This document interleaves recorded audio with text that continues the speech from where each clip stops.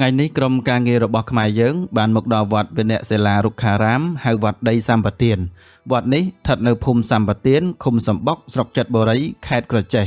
ពលគឺនៅជាប់ផ្លូវអាស៊ានតែម្ដងបើយើងជិះឡានឬជិះម៉ូតូពីរង្វង់មូលខ្លះស្ទុះនៃក្រុងក្រចេះគឺប្រមាណ22គីឡូដល់ហើយភ្លេចត្រចៀកអត់បានមកវត្តនេះតែមួយរយៈប៉ុណ្ណោះឃើញថាវត្តដីសម្បទាននេះរីកចម្រើនប្លែកតែម្ដងហើយសាលាឆាន់ថ្មីដែលដឹកនាំកសាងដោយព្រះគ្រូចិនវេរោចិនរងដែលជាព្រះចៅអធិការវត្តក៏រួចរាល់ផ្នែកខាងក្នុងហើយដែរដូចជាបល្ល័ង្កព្រះគំនូបន្ទប់ទឹកជាដើម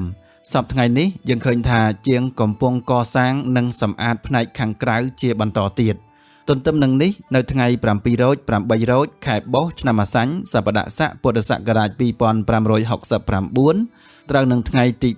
10-11ខែមករាឆ្នាំ2026វត្តវិនៈសិលារុក្ខារាមនឹងប្រារព្ធពិធីបុណ្យកំសាន្តភូមិពូនភ្នំស្រូវឆ្លងជណ្ដើរសាលាឆាន់និងបុណ្យផ្កាប្រាក់សាមគ្គីដើម្បីកសាងសាលាឆាន់ជាបន្តទៀត